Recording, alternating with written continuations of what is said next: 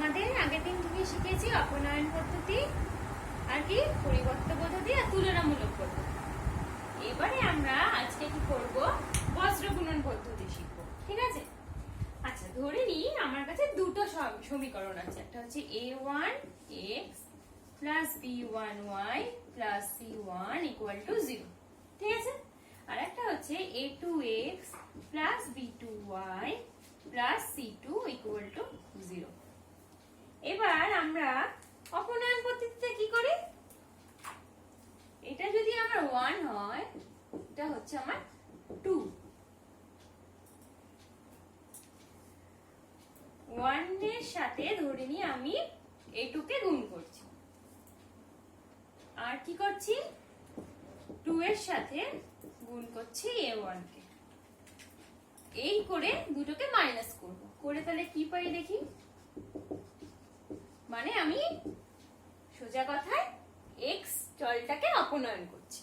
করলাম a1 a2x plus a1 b1y plus 2 দিয়ে গুণ করছি a2 c1 ইকুয়াল টু 0। একই রকম ভাবে এটাকে আমি a1 দিয়ে গুণ করছি, তাহলে a1 a2x plus a1 b2y plus a1 c2 equal to 0। কি করতে বলেছে? মাইনাস করতে বলেছে। তোমরা সবাই জানো অপনয়ন পদ্ধতি যেভাবে করি ঠিক সেভাবেই করব। তাহলে a1 a2x minus a1 a2x cancel হয়ে গেল। এবার এগুলো তাহলে y কমন নিই কি পাবো, a2 b1 minus a1 b2। এখান থেকে কি হবে, plus a2 c1 minus a1 c2 equal to 0, বা y a2 b1 minus a1 b2 equal to a1 c2 minus a2 c1। ঠিক আছে? সুতরাং আমরা y কি পেলাম, y পেলাম a1 c2 minus a2 c1 by এটা a2 b1 minus a1 b2। ঠিক আছে? এটাকেই এইভাবে লেখা যায় a2 c1 minus a1 c2 by a1 b2 minus a2 b1। কিভাবে হলো বলো তোমরা নিজেরা ভাবো। মাইনাসটাকে কমন নিলে হয়ে যায় কি, minus a1 c2 plus a2 c1। নিচেও সেমনি একই রকম ভাবে মাইনাস কমন নিই যদি a1 b2 minus a2 b1। এবার এখানে আমি y x টাকে অপনয়ন করে y পেলাম। এবার আমার কাজ হচ্ছে গিয়ে y টাকে অপনয়ন করা, করে x পাবো। কিভাবে করব সেটা নিজেরা খাতায় করো। তোমাদের টাস্ক y কে অপনয়ন করে x এর মান বার করো, করে আমাকে দেখো। ঠিক আছে? আচ্ছা, এবারে আমি বলছি, আমি করেছি, করে x এর মান আমার বেরিয়েছে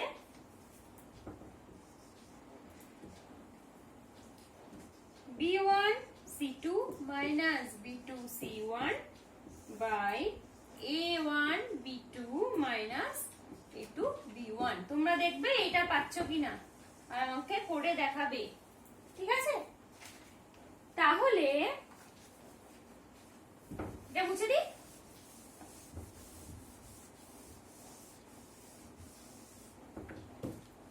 আমরা দেখছি কি x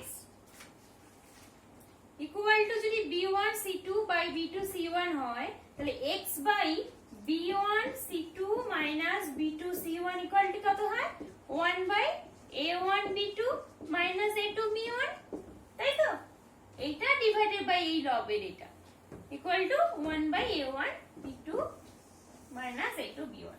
একই রকম ভাবে করি y by a2 c1 minus a1 c2 equal to 1 by a1 b2 minus a2 b1 দেখো তো এবার এইটা আর এইটা সমান তার মানে এইটা আর এইটা সমান তাই তো তাহলে আমরা কি লিখতে পারি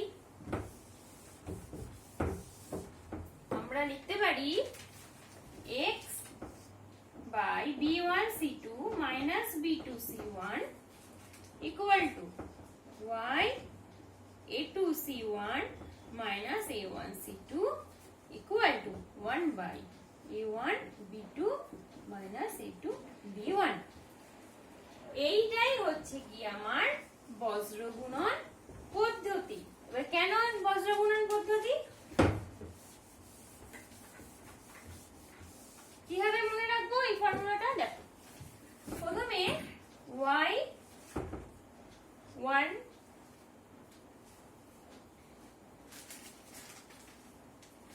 তারপর x তারপর ধরো y কি ছিল a1 x1 plus b1 y1 plus c1 equal to 0 আর ছিল a2 x2 plus b2 y2 plus c2 equal to 0 y এর সহগ কারা কারা b1 b2 লিখে দাও b1 1 মানে কনস্ট্যান্ট এর যেগুলো কনস্ট্যান্ট কি আছে c1 c2 লিখে দাও x মানে x এর সহগ কারা a1 a2 একই রকম ভাবে y এর সবটা আবার লিখে ফেলি b1 ঠিক আছে এবার এখানে গুণ করা হচ্ছে কি এরকম ভাবে ক্রস ক্রস করে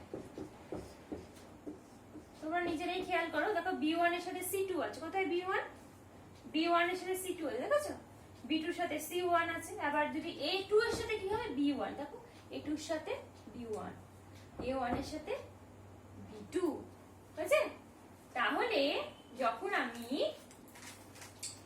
x এর ভ্যালু বার করব ঠিক আছে তখন আমার কি হবে x এর ভ্যালু বার করলে এইটাকে বন্ধ করে দেব b1 c2 minus b2 c1 দেখো ঠিক আছে ইকুয়াল টু 1 বাই এটাকে বন্ধ করে দিয়েছি তাহলে কি হলো a1 এবার এই দুটোকে নিয়ে a1 b2 minus a2 b1 একই রকম ভাবে y এর ক্ষেত্রে আমি এটাকে বন্ধ করে দিলাম করে দিয়ে কি পাবো c1 a2 minus a1 c2 equal to a1 b2 a2 b1 এটা হচ্ছে কি আমার বজ্র গুণন পদ্ধতি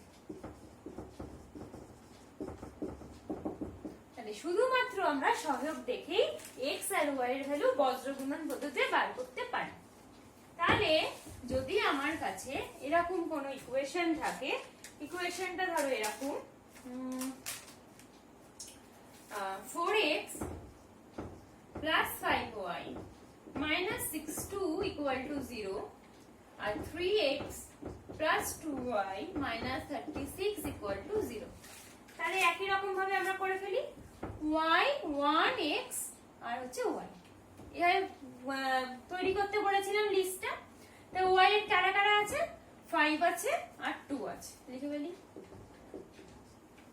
1 এর ক্ষেত্রে -62 -36 তাই তো আর x এর ক্ষেত্রে কারা নিজেরা লেখো আর y এর জন্য আবার 5 ঠিক আছে এবারে আমি ধরো x এর ভ্যালু বার করি তাহলে x এর ভ্যালু কি হয় b1 c2 b2 c1 by a1 b2 a2 b1 তোমরা ভ্যালুগুলো বসাতে পারবে b1 মানে কত বলো b1 মানে 5 c2 মানে কত 30 -36 b2 মানে কত 2 c1 মানে -62 a1 মানে কত 4 আর a2 মানে কত 3 তাহলে তোমাদের কাজ হচ্ছে গিয়ে এই x এর ভ্যালু বার করা এটা তোমাদের একই রকম ভাবে তোমাদের y এর ভ্যালু বার করতে হবে এটা হচ্ছে কিছুই না শুধু তোমরা এই যে সহগগুলো এই যে এগুলো a1 b1 a2 b2 c1 c2 এই ফর্মুলাটাই বসাবে বসিয়ে তোমরা x আর y এর ভ্যালু বার করে আমাকে দেখাবে ঠিক আছে আশা করব তোমরা সবাই পারবে কারণ এর আগে আমরা যে তিনটে পদ্ধতি করেছি সেখানে অনেকবার আমরা a1 a2 b1 b2 c1 c2 এগুলো আমরা জেনে এসেছি, ঠিক একই নিয়ম ভাবে শুধু ফর্মুলাটা বসিয়ে তোমরা করবে। এবার ধরো একটা অঙ্ক দিয়েছি, মন দিয়ে শুনবে। হ্যাঁ, ধরো আমাকে একটা ভগ্নাংশ দিয়েছে, যে কোনো একটা ভগ্নাংশ। সেই ভগ্নাংশকে বলছে লব আর হরের সাথে যদি 2 যোগ করি ভগ্নাংশটা হয় 7/9, আর যদি লব আর হরের সাথে 3 বিয়োগ করি তাহলে আমার হয় হাফ। ঠিক আছে, তাহলে ভগ্নাংশটা কত? আমাকে প্রশ্ন কি বলছে, ভগ্নাংশটা কত। ঠিক আছে, তাহলে ভগ্নাংশে কি কি থাকে? এই যদি ভগ্নাংশের উপর পার্টটাকে কি বলে, লব বলে, আর নিচের পার্টটাকে হর বলে। এবার আমি ধরে নিচ্ছি আমি একটা ভগ্নাংশ, যে ভগ্নাংশের 2 চল বিশিষ্ট ভগ্নাংশ, যেটা লব হচ্ছে x আর হর হচ্ছে y। ঠিক আছে, এবারে কি বলেছে প্রশ্নের অনুসারে, যে লব আর হর দুজনের সাথেই 2 যোগ করতে হবে। লব আর হর দুজনের সাথেই 2 যোগ করলে আমার কি হয়, ভগ্নাংশটা 7/9 হয়। ঠিক আছে, আর বলছে যে লব আর হরের সাথে যদি আমি দুটো ক্ষেত্রে 3 বিয়োগ করি, হ্যাঁ, তাহলে কি হয়, হাফ হয়। এখান থেকে ভগ্নাংশটা বার করতে তোমরা সবাই বুঝতে পেরে গেছো। তার মানে x এর যে x কত আর y কত, এই দুটোই যদি আমরা বার করতে পারি, x/y মানে আমার ভগ্নাংশ হয়ে যাবে, তাই তো? তার মানে তোমরা সবাই পারবে। তাহলে এই প্রশ্নটা একবার লিখে দিই, তোমরা আমাকে x আর y এর ভ্যালু বার করে x/y মানে ভগ্নাংশটা কি সেটা আমাকে বলবে। তাহলে প্রশ্নটা হচ্ছে গিয়ে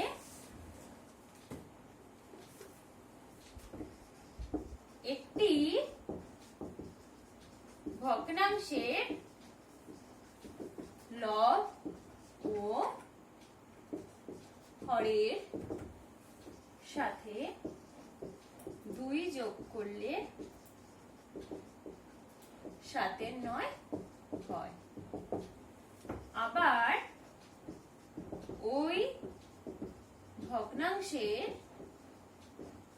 লব ও হরের সাথে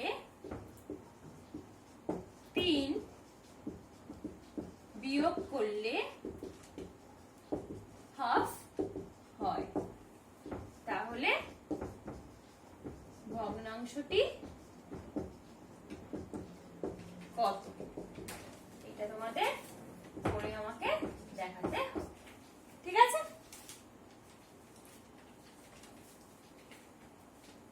হয়েছে? মুছে দিলাম। হ্যাঁ,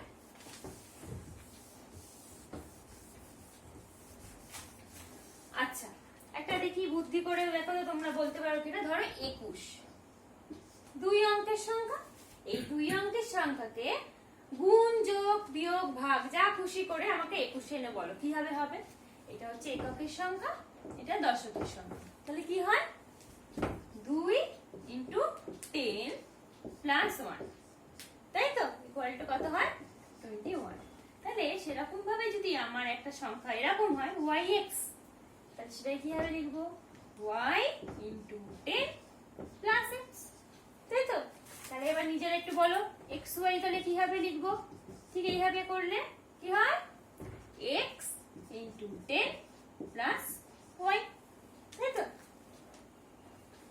তাহলে এবার একটা অঙ্ক বলি, বলছে যে 2 অঙ্কের একটা সংখ্যা, যেই 2 অঙ্কের সংখ্যার অঙ্ক দুটোর যোগফল হচ্ছে কি 8। এটা 2 অঙ্কের সংখ্যা, যার ধরে নিই 2 অঙ্কের সংখ্যা আমার yx, যেখানে এককের স্থানে আছে x আর দশকের স্থানে আছে y। দুটো অঙ্ককে যদি যোগ করি মানে y + x এর যদি যোগ করি তাহলে হয় 8। ঠিক আছে, আর বলছে যদি এই সংখ্যাটার সাথে 8 যোগ করি, সংখ্যাটা কত কিভাবে হবে, 10y + x। এই সংখ্যাটার সাথে যদি আমি 8 যোগ করি, এই সংখ্যাটার অঙ্কগুলো স্থান পরিবর্তন হয়, স্থান পরিবর্তন হয় কি হয়, xy হয়। তাহলে কি হয়ে যায়, 10x + y হয়ে যায়। ঠিক আছে, তাহলে এই সংখ্যাটা কত, তাহলে এই সংখ্যাটা কত। আচ্ছা, y + x হচ্ছে 8, এটা একটা equation. 10y + x + 8 = 10x + y, এটা সেকেন্ড ইকুয়েশন। এই অঙ্কটা তোমরা অপনয়ন, তুলনামূলক, পরিবর্ত আর হচ্ছে বজ্র গুণন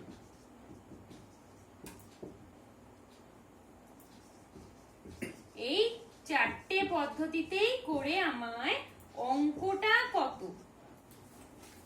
সরি সংখ্যাটা কত বার করবো। হ্যাঁ, সংখ্যাটা বার করবো।